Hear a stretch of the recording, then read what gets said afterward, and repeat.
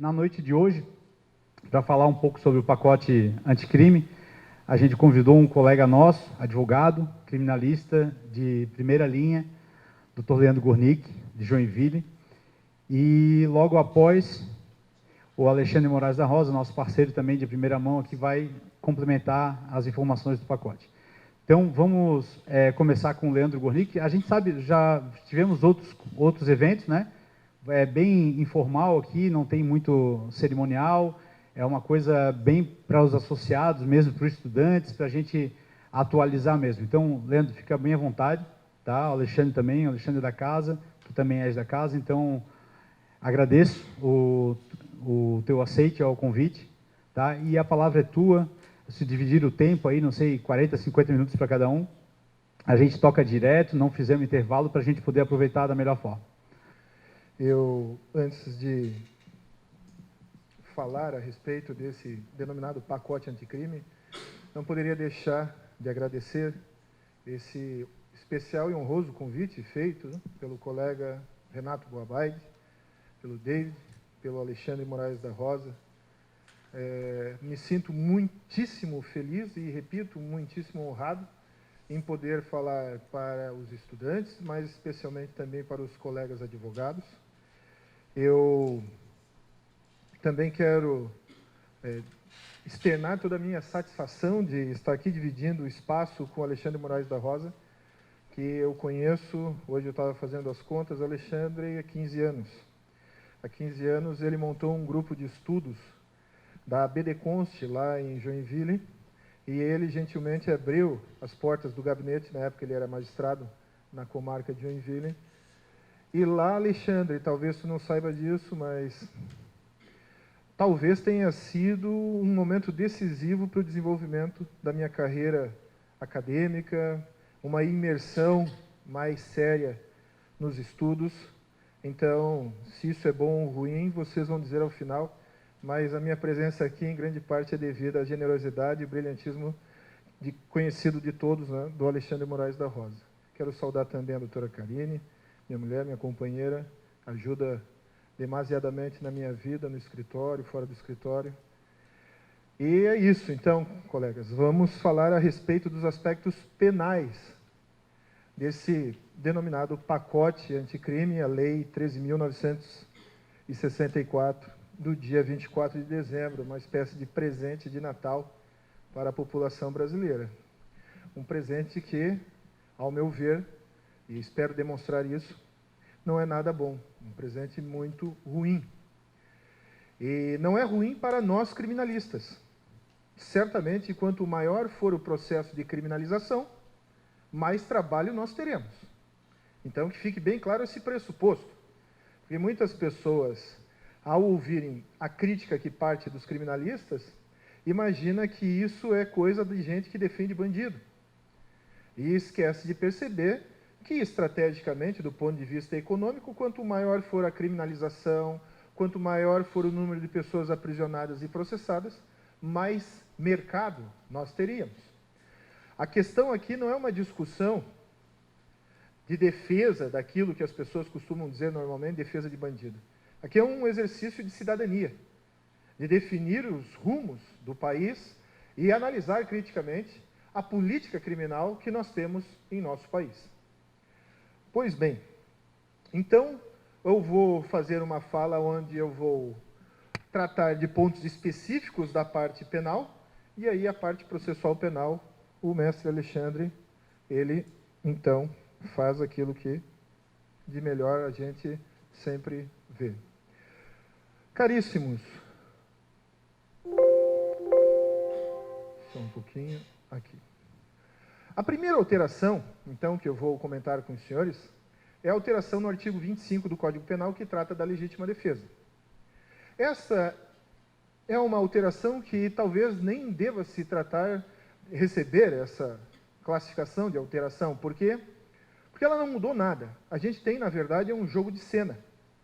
Um jogo de cena, na medida que a situação justificante da legítima defesa e a ação justificada da legítima defesa não mudaram, não houve realmente nenhuma alteração. Esse dispositivo inserido, parágrafo único no artigo 25, ao nosso entender, seria meramente simbólico, um jogo de cena para a satisfação de alguns setores da segurança pública e também a grande massa da população brasileira que, de forma muito fiel, acredita no milagre do punitivismo como forma de solução dos problemas de segurança pública. Nós vamos perceber que esse dispositivo ele fala, observados os requisitos do caput deste artigo, ou seja, deve existir uma agressão injusta, atual, iminente a direito seu ou de outrem. Deve existir também o uso moderado dos meios necessários, ou seja, não mudou absolutamente nada a exigência legal para a configuração da causa de justificação à legítima defesa. Então, sem medo de ser injusto, não tenho dúvidas. Não tenho dúvidas que isso faz parte da propaganda, da execução de algumas medidas atreladas à propaganda oficial do governo que aí está. Então, aquele governador do Rio de Janeiro que fala que é só dar um tirinho por um sniper e resolver o problema, talvez para ele isso seja bom porque o discurso dele ganha simbolicamente algum tipo de força. Mas em termos práticos e essencialmente em termos jurídicos, não muda nada para a configuração da legítima defesa. Então, com todo respeito à eventual opinião contrária, isso nada mais é do que um jogo de cena, um mise-en-scène. Com relação ao limite de cumprimento da pena privativa de liberdade, creio que o Dr. Alexandre vai mencionar alguns dos fundamentos das liminares concedidas no âmbito do STF, na relatoria do ministro Fux. Um dos argumentos para a suspensão do juiz das garantias é justamente a questão orçamentária, que faltariam recursos, então, para o estabelecimento, a criação de novos cargos de juiz para ocupar essa função específica de juiz das garantias. Só que, se nós atentarmos para esse problema, e de fato nós temos uma crise fiscal, a mudança do artigo 75, subindo de 30 para 40 anos o limite máximo de execução da pena privativa de liberdade, ela vai na contramão da preocupação do ministro. E o curioso é que nenhuma das instituições que ajuizaram as ADIs se preocupou com a inconstitucionalidade desse artigo 75.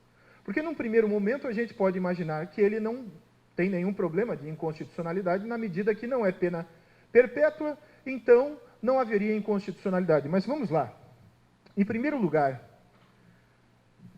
quando nós estabelecemos 40 anos, se nós pegarmos um garoto aí de 20 anos de idade, caso ele tenha uma pena muito elevada e essa pena seja executada no seu limite máximo 40 anos, se ele sair vivo do cárcere, ele sai praticamente para morrer, ainda mais nas condições que nós conhecemos bem dos cárceres pelo Brasil. Então, ao meu ver, haveria aí o primeiro problema, a primeira inconstitucionalidade.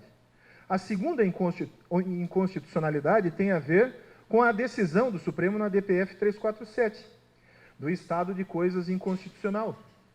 O poder público, a partir do Supremo Tribunal Federal, declarou totalmente inconstitucional as condições dos nossos cárceres. Uma violação sistemática de direitos humanos. Isso está lá bem claro na ementa desse julgado. Só que daí, então, por meio de iniciativa do ministro da Justiça, com o apoio do parlamento e certamente com o apoio da população, que é ludibriada pelos discursos eficientistas, se aprova essa majoração de 30 para 40 anos, aumentando, portanto, a situação de inconstitucionalidade já declarada e reconhecida pelo Supremo Tribunal Federal.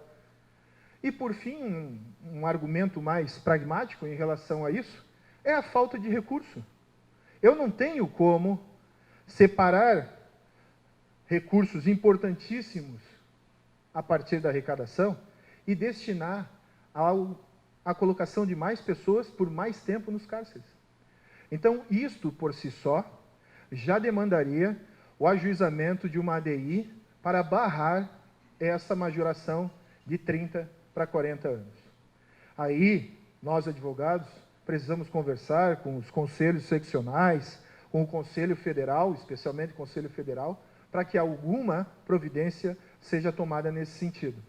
É uma questão humanitária e, mais do que isso, é uma questão também estratégica. Se a gente está falando de política criminal, a gente está falando de um saber estratégico. Eu preciso saber o que eu quero fazer e eu preciso ter uma noção dos possíveis resultados da minha ação. A atividade estatal não pode ser irracional.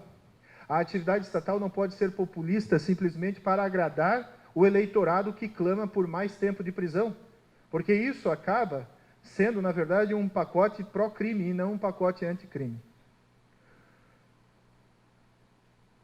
Com relação à prescrição, criaram-se, então, duas novas causas impeditivas ou suspensivas da prescrição. Com relação à última ali do inciso 4º, enquanto não cumprido ou não rescindido o acordo de não persecução penal, lá do artigo 28A do Código de Processo Penal, com relação a isso eu não vejo nenhum problema, já que há um acordo, se suspende o prazo prescricional, assim como ocorre na suspensão condicional do processo. Agora, no que diz respeito ao inciso 3º, na pendência de embargos de declaração ou de recursos aos tribunais superiores quando inadmissíveis, aqui a gente precisa fazer uma breve reflexão a respeito dos fundamentos do Instituto da Prescrição. Para que serve a prescrição? Eu aponto 4 fundamentos básicos. Os 2 primeiros, consagrados pela doutrina desde o século XVIII. Se a gente pegar dos delitos e das penas, Beccaria já falava coisas desse tipo. E os mesmos fundamentos vão passando pela doutrina no século XIX, na primeira metade do século XX, segunda metade do século XX. Ou seja, que fundamentos são esses? Quando muito tempo passa, perde-se completamente a função retributiva e a função preventiva da pena. E se a gente se apoiar, por exemplo, no pensamento de Klaus Roxin, além da culpabilidade, para haver delito, também é necessário uma função prática, constatável no caso concreto. Então, não haveria razão para punir depois de longos períodos. A prescrição também, ela é importantíssima para delimitar no tempo a ameaça por parte do Estado de exercer o poder punitivo contra a pessoa do acusado. Então, imaginemos que alguém está respondendo um processo e não sabe se vai se dedicar a um curso, a uma faculdade, se casa com uma pessoa ou não, se tem filhos ou não, se pode ou não participar do jogo político. Por isso é importante delimitar no tempo esse poder punitivo do Estado. Para isso também serve o Instituto da Prescrição. E um quarto fundamento que é pouco citado na doutrina seria o uso do Instituto da Prescrição como uma espécie de termômetro do fracasso ou do sucesso de uma política criminal. Se eu tenho muitos casos de extinção da punibilidade pela prescrição, é porque está havendo muitos processos e uma estrutura que não dá conta dessa demanda. Então, está havendo uma falha na política criminal. Eu preciso mudar a política criminal.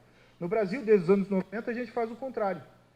Ao invés de nós constatarmos as falhas na política criminal e mudarmos a estratégia de controle social, da conflituosidade social, o que nós fazemos? A gente começa a mudar a lei, impedindo cada vez mais a ocorrência da prescrição. Só que o problema continua existindo.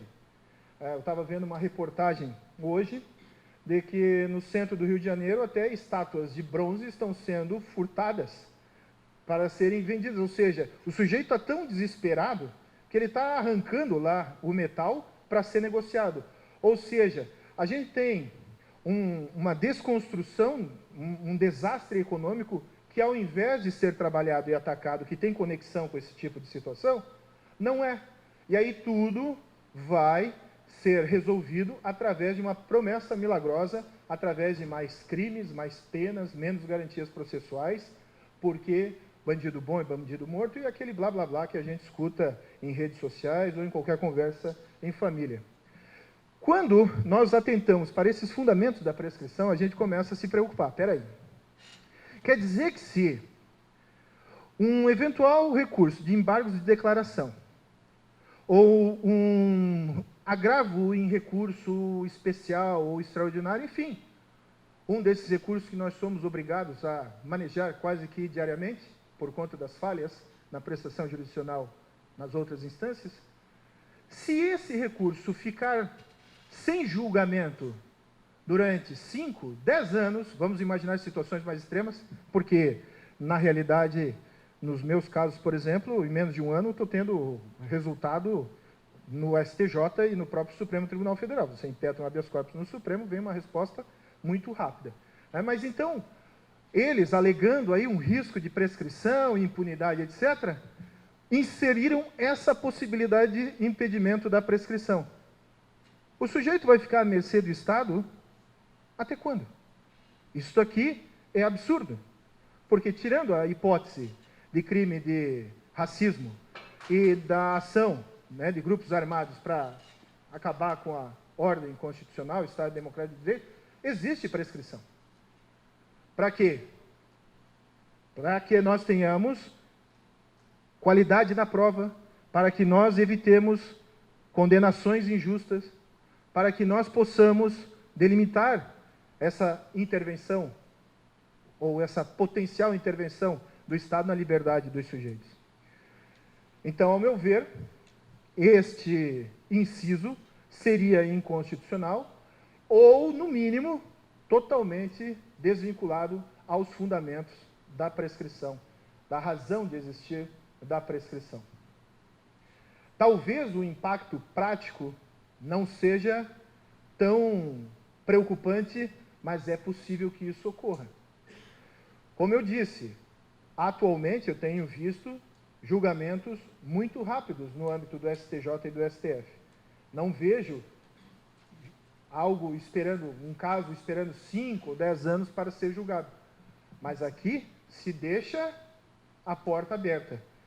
Agora um ministro, ou um gabinete de um ministro, pode simplesmente chegar e falar, olha, não vamos analisar esses casos porque eles não são urgentes. E deixa aí. E o sujeito acusado fica naquela situação apreensiva. Porque se o recurso não for considerado admitido, eu vou ficar sempre naquela expectativa. Vou ser preso, não vou ser preso, vou cumprir pena privativa de liberdade, restritiva de direitos, como é que vai ficar a minha imagem? Como vai ficar a minha honra? Como vai ficar a minha liberdade? Então, é absurda a inclusão desse inciso terceiro. Com relação à parte especial, os crimes em espécie, aconteceu o que a gente já imaginava, roubo cometido com arma branca voltou a ser roubo majorado.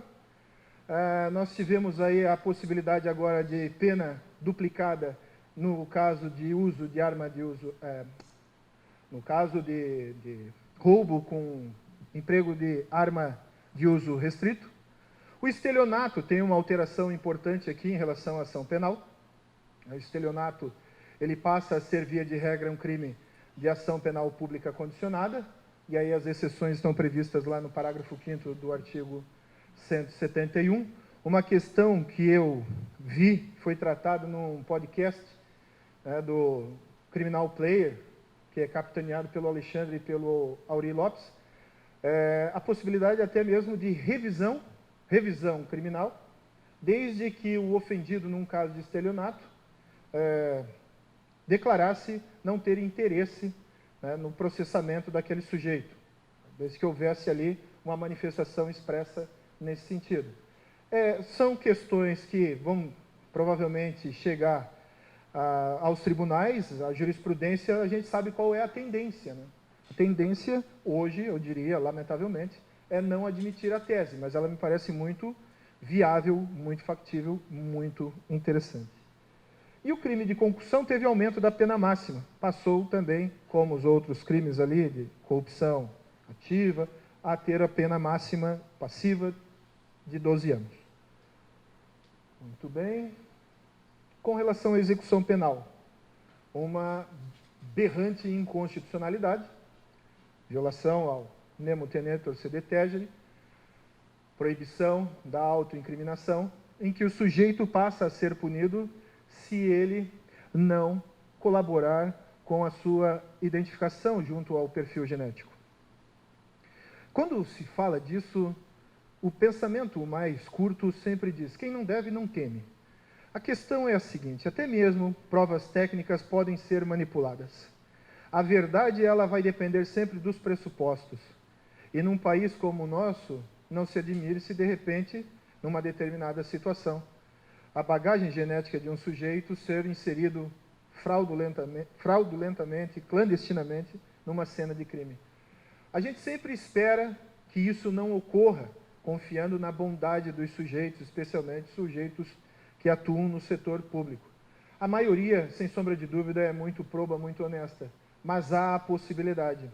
E no jogo democrático nós precisamos fechar todas as possibilidades de emprego arbitrário, de violação de direitos e de condenações injustas. Então, esta nova falta grave inserida aí no inciso 8º do artigo 50 da LEP padece de inegável inconstitucionalidade.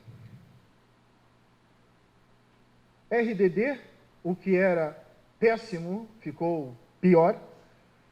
Acho que esse é o famoso RDD Max, que já estava tramitando no parlamento há algum tempo, seguindo a linha, né, dessa crença infantil de que o punitivismo resolve problemas de segurança pública.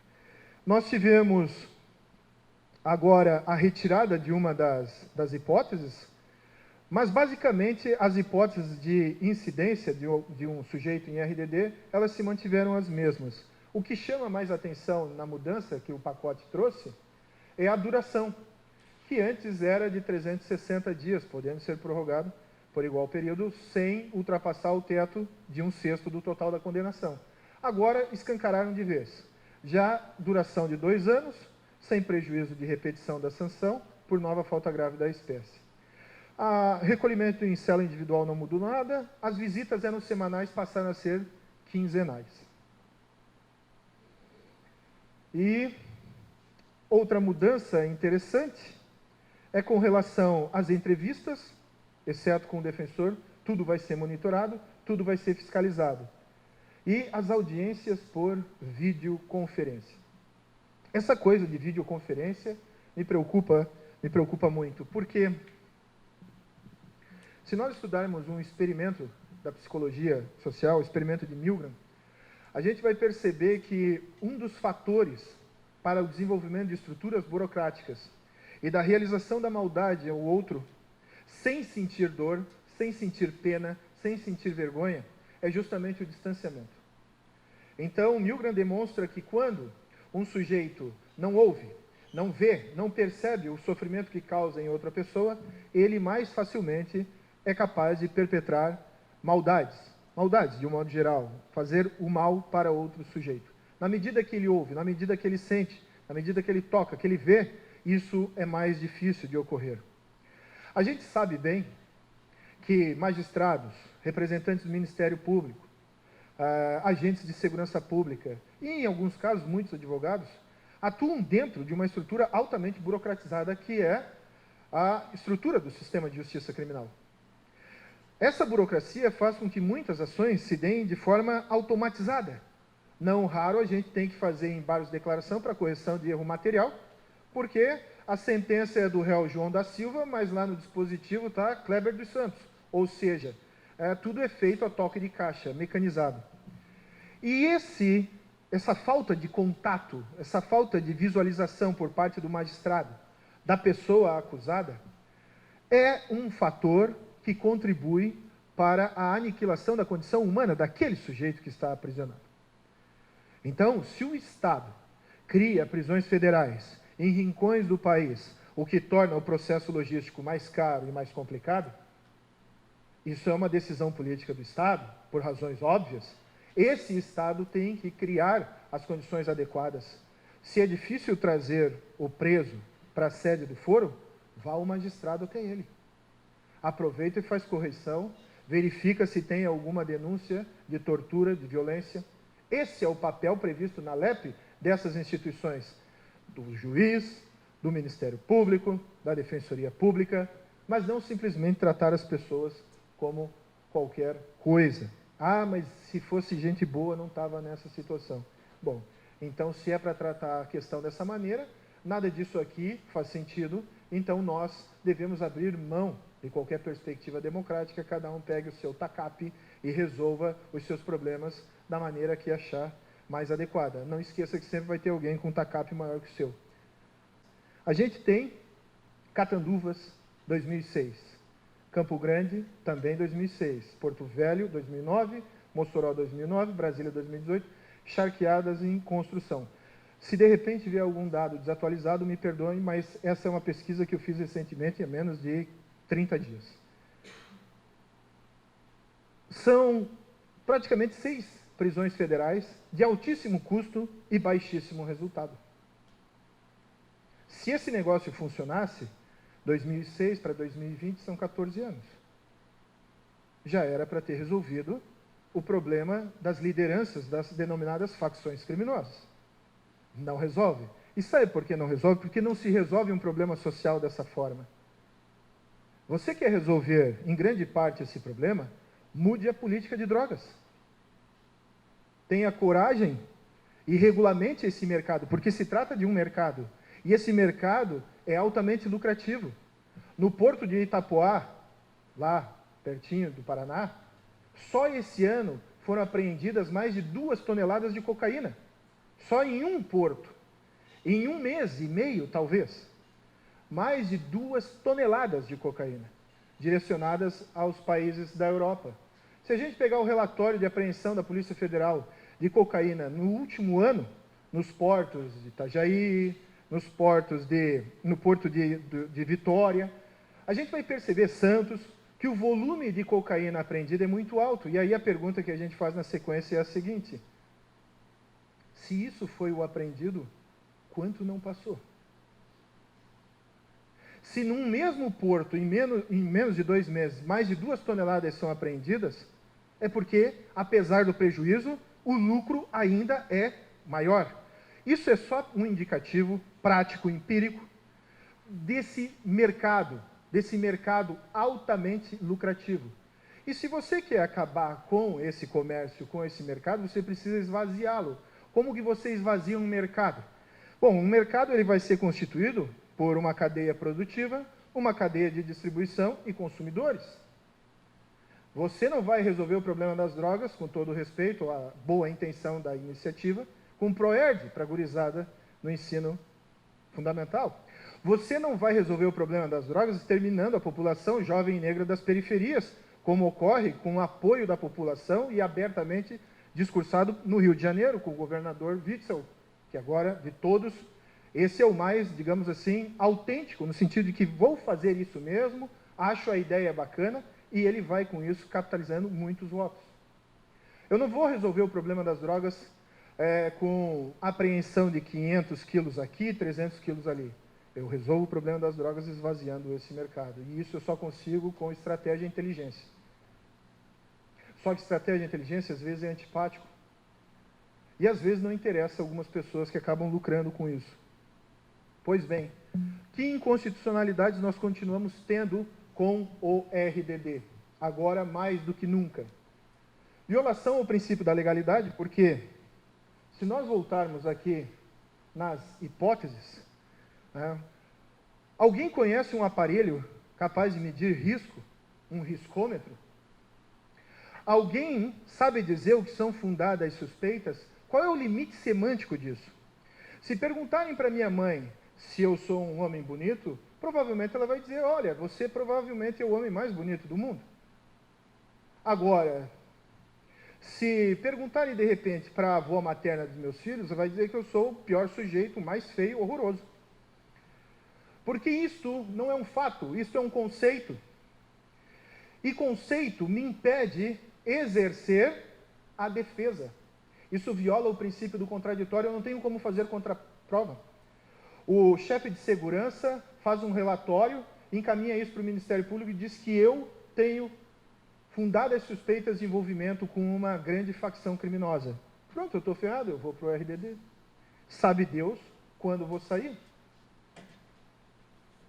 Então, viola o princípio da legalidade na sua dimensão taxatividade, viola o princípio do contraditório e viola o princípio da humanidade das penas.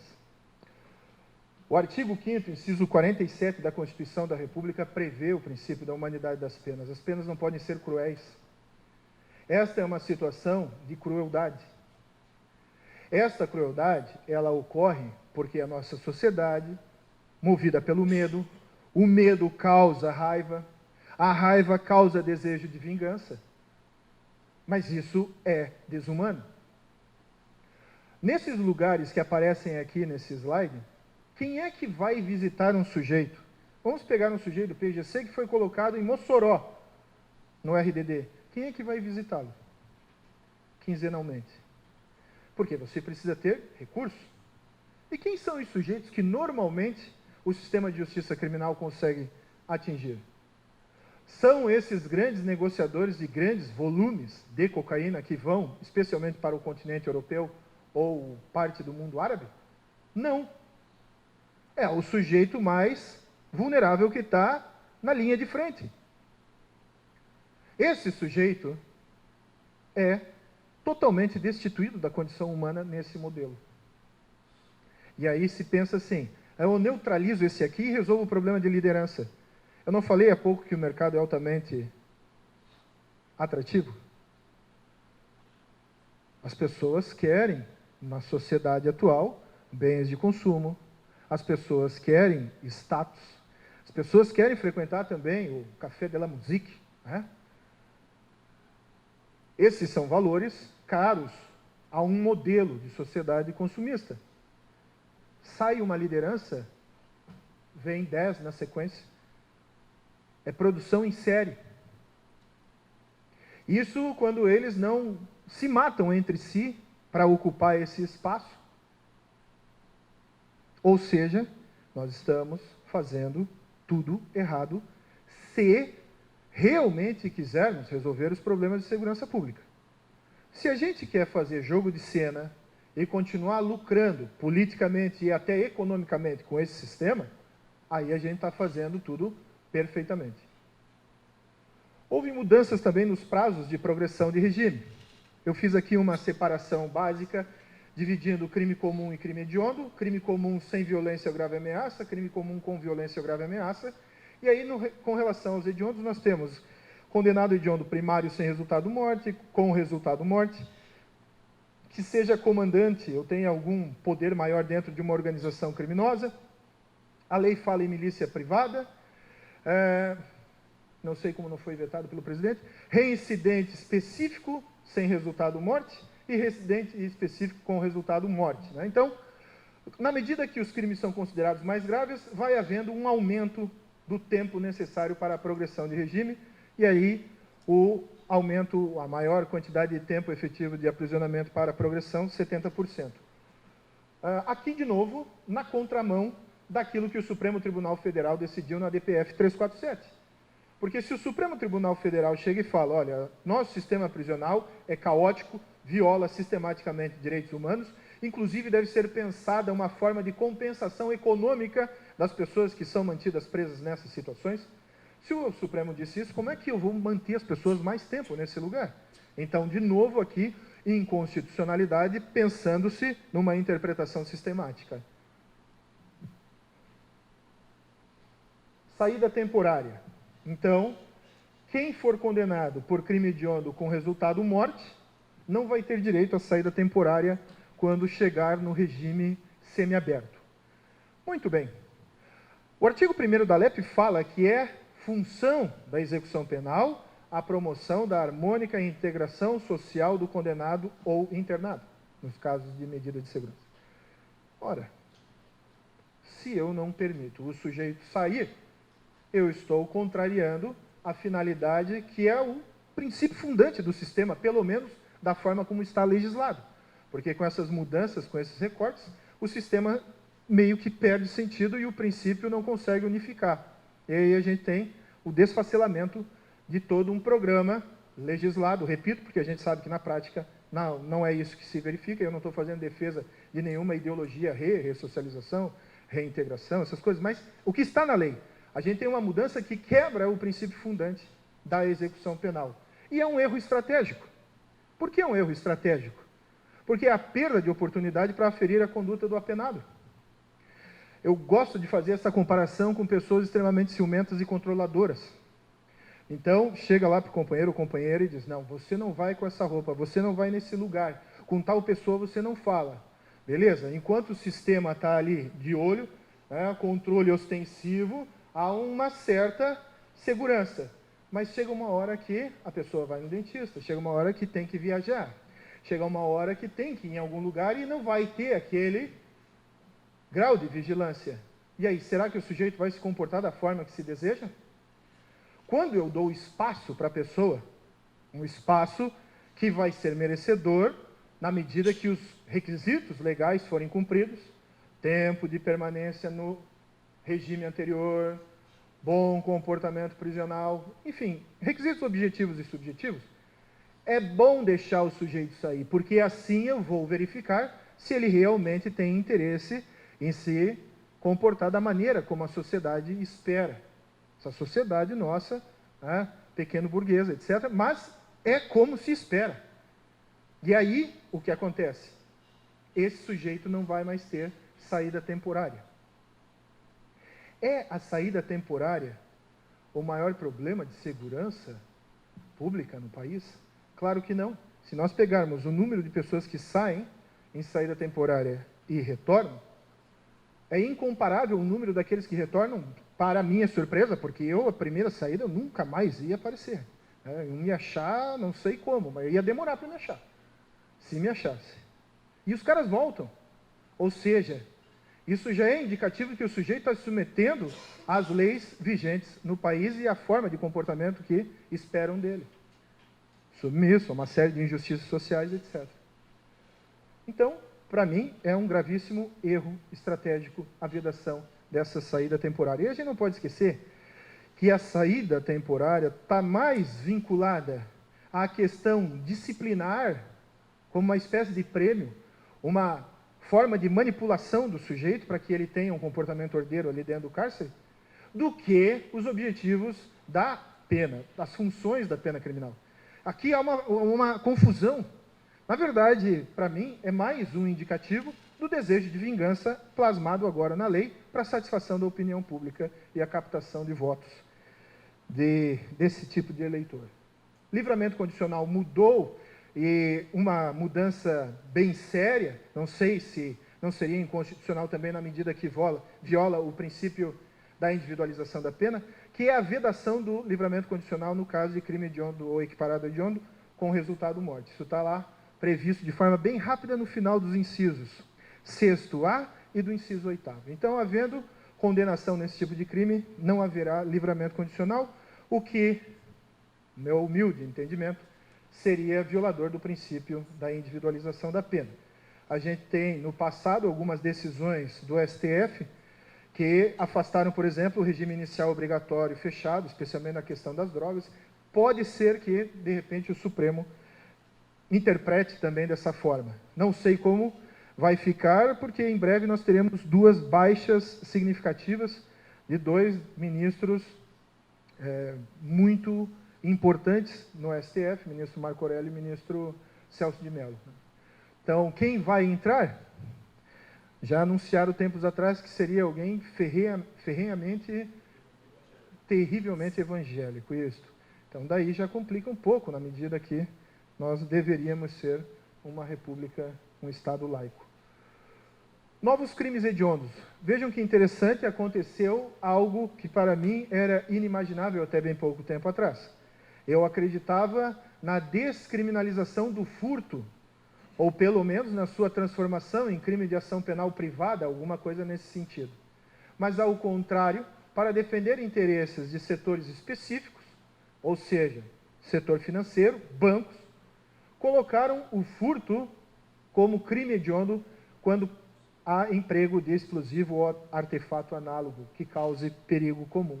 Então, aqui está bem claro o objetivo. Nós precisamos fazer com que o patrimônio das instituições financeiras fiquem mais protegidos. E a gente sabe que não fica mais protegido. Não existe um dado empírico,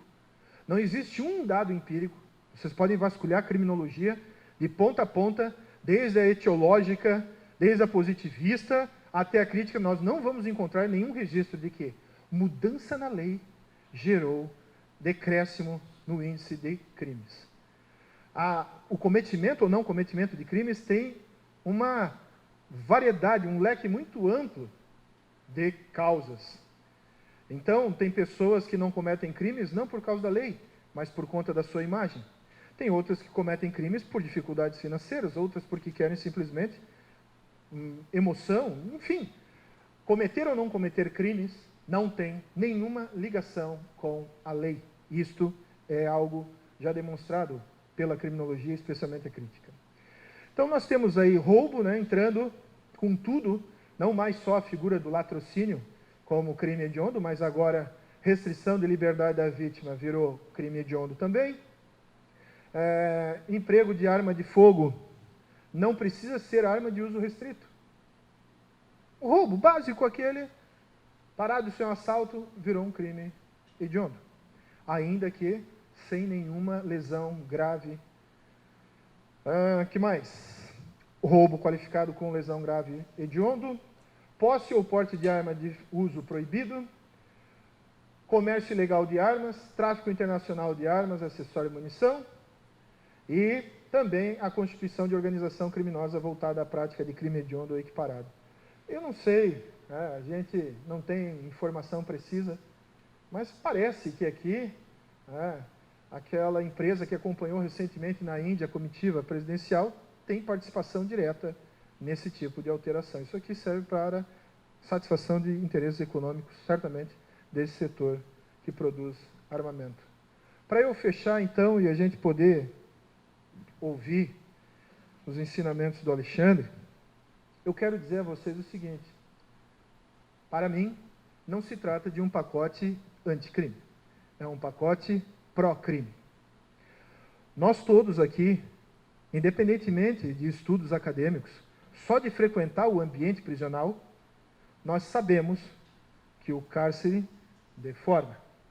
Nós sabemos que hoje, estava conversando esses dias com um agente prisional lá na comarca, e ele chegou e falou: doutor, é o seguinte, o senhor quer que seu cliente saia do X tal e vá para o X isso. Ele não é vinculado à facção criminosa, ele estava na boca de fumo, ele é maconheiro, assumido, estava na boca de fumo jogando PlayStation lá com o rapaz, foi preso, os dois enquadrados por tráfico. Mas ele não é um sujeito bandido. Trabalhador, filho da mamãe, protegido, carteira assinada, tudo certinho, mas gosta do beck dele. Foi condenado por tráfico. E ele estava num lugar meio pesado. Ele falou: pô, doutor, eu não aguento mais. Tenta ver lá com o pessoal de segurança para me mudar de X. Tá bom. Aí o agente prisional olhou para mim, deu uma risada assim marota e falou: doutor, é o seguinte, nós temos aqui cela do PGC, cela do PCC e temos o seguro. No seguro ficam os DUC e os X9. O seu cliente vai ter que optar por uma facção criminosa, porque se eu botar ele no seguro, ou vão achar que ele é estuprador, e isso é terrível, ou vão achar que ele é X9, e isso é terrível. Ou seja, um jovem, quando adentra nas prisões, ele tem que fazer uma opção. Ele vai ser da A, do B, batizado ou não, ou simpatizante. Isso já é mais do que suficiente para evidenciar o erro estratégico pelo pacote que se diz anticrime, mas na verdade é pró-crime. Provavelmente muitos de nós, se fosse inserido na cultura ou na subcultura prisional, a primeira coisa que ia procurar é maneira de sobreviver dentro desse ambiente. E se a maneira de sobreviver dentro desse ambiente mais fácil é aderindo, é sendo batizado, é jurar fidelidade a uma fraternidade, então vamos seguir esse caminho. E uma vez feito isso, não tem volta, porque tu só sai morto ou pregando a palavra do Senhor nas igrejas aí neopentecostais. Complicado? Então, há um erro estratégico. Essa é uma realidade negada pelos aparelhos ideológicos de Estado e pela grande mídia. A maior parte das pessoas, da população em geral, não percebe isso. As pessoas são, o Daniel Kahneman, um livro que o Alexandre usa muito, as pessoas são naturalmente preguiçosas, elas gostam sempre de buscar soluções fáceis. Eu sempre brinco, é por isso que o programa do Chaves faz tanto sucesso, ou as músicas do Ramones, porque elas são repetitivas, elas pegam, esse é o sucesso dos jingles, etc. Porque nós somos naturalmente preguiçosos. O pensamento crítico, a análise criteriosa, a reflexão é cansativo, é antipático, digamos assim. Então as pessoas, a maior parte da população, acreditam que aumentando penas, criando novos crimes, matando pessoas, aprisionando, enfim, vamos resolver problemas de segurança pública. Isso caracteriza o eficientismo penal. O eficientismo penal é um modelo de política criminal muito ligado ao neoliberalismo. Então, no neoliberalismo, nós vamos ter, de forma bem breve, uma estabilidade monetária, teto de gastos, nada de investimento na área social, câmbio livre, e aí quem abastece veículos sabe bem hoje, né? Pois é, coisa bem diferente do que prometeram. Nós vamos ter incentivos fiscais para os mais ricos, redução salarial, desemprego estrutural. A rapaziada fazendo o Uber, né? Uber, iFood, aquele Eats lá, verdinho, e assim vai. Aniquilamento de sindicatos, e aí você não tem mais quem te defenda nessa relação entre empregador e empregado. Redução, enfim, de direitos sociais. E aí vem aquela necessidade no campo das políticas de segurança pública. Vem a necessidade de repressão e extermínio daqueles que são rotulados como inimigos públicos. Não é todo bandido, é só determinado setor. No caso brasileiro, é um setor que tem sexo, pigmentação, classe social, grau de instrução e tipo de crime. Então, basicamente, nós vamos eliminar quem? Os perigosos. Não é o sonegador. O meu colega advogado tributarista fala, pô, Leandro, mas o meu cliente é empresário. Tá, tudo bem, mas se ele viola a lei penal, segundo o conceito básico, então ele é bandido também, né? Não era para ser assim? Era para ser assim, não é? Muito bem. Nós vamos ver homens jovens pobres, negros, de baixa escolaridade, especialmente vinculados a tráfico de drogas e a crimes patrimoniais sendo exterminados, em maior ou menor escala. E o extermínio não é só com a eliminação da vida, é a aniquilação discursiva. É o fim da possibilidade de participar daquele círculo de comunicação, da comunidade discursiva, como diria lá o Habermas. Na ordem neoliberal, caríssimos, impera também a razão competitiva. Dardot e Laval são pensadores franceses. Tem um livro muito festejado aqui no Brasil que fala da nova razão do mundo, né? O neoliberalismo como nova razão do mundo. As pessoas estão em constante competição. Competição, critérios de avaliação, eficiência. Então, nós vamos ver individualismo crescendo, consequentemente, fragmentação social e exclusão social, ou seja, negação do outro. Os sujeitos pensam de uma forma contábil. Quanto que eu ganho aqui? Isso é bom ou ruim para mim? Se for ruim, não quero saber. Não vou ficar perdendo tempo ajudando os outros. Tenho que ganhar, eu tenho que lucrar. Porque se eu não lucrar, eu vou ser solapado pela onda neoliberal. Narcisismo, fenecimento da solidariedade, e isso gera também estímulo à agressividade. O neoliberalismo é um lugar que dificulta dois sentimentos fundamentais que controlam as ações humanas: o sentimento de culpa e o sentimento de vergonha. Sabe aquele ditado assim que o sujeito fala, eu sou pobre, mas sou limpinho? Isso é muito sério. Porque quando ele fala isso, sou pobre, mas sou limpinho, eu estou dizendo que ele tem orgulho, ele não sente vergonha, e apesar das dificuldades financeiras, se manter dentro da regra legal. O que segura... Freud dizia isso, né, já há bastante tempo. Aí vem as contribuições da psicanálise, o Alexandre também é papa.